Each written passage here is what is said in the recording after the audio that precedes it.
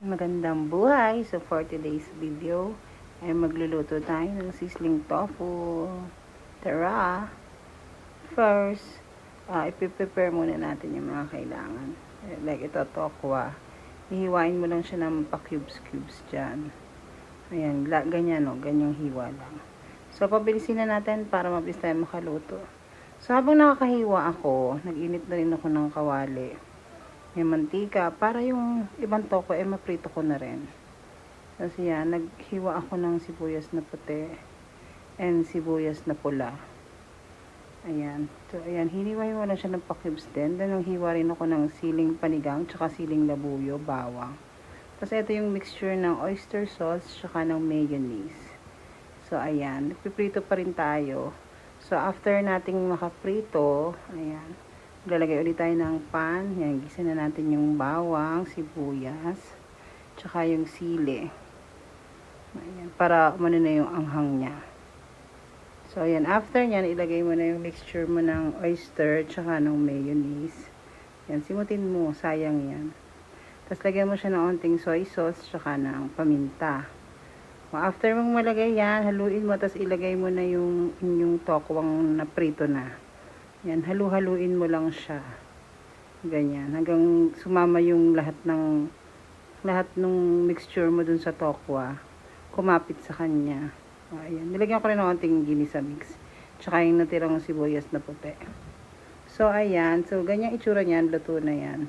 So, eto na yung ating finished product. Nilagyan lang natin ng spring onion for additional arte. Para mukhang katakam-takam. So, after po nyan, magluluto naman tayo ng fried rice. Turmeric fried rice. So, magpapatunaw ka lang ng butter dyan. Kaya mo siyang matunaw. Alam nyo ba na yung turmeric maraming health benefits sa katawan niya.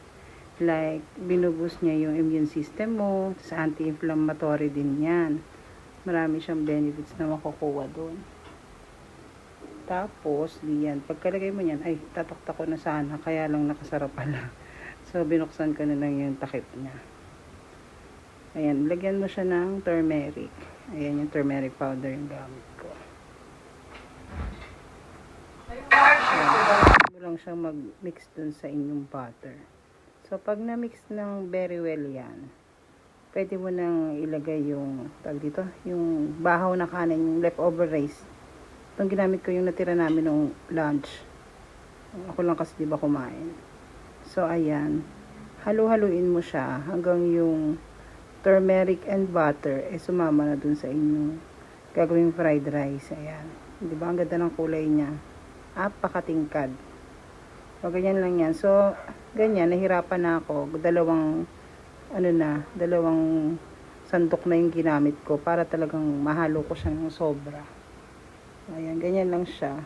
Hindi ko na yan nilagyan ng asin kasi yung ulam naman namin is medyo maalat na. So, ayan na nga. Ito na yung ating finished product ko. Diba? Apakagandang tignan. Turmeric rice, sizzling tofu, tsaka cucumber sa gilid. So, paano? Tara na't kumain. Bye!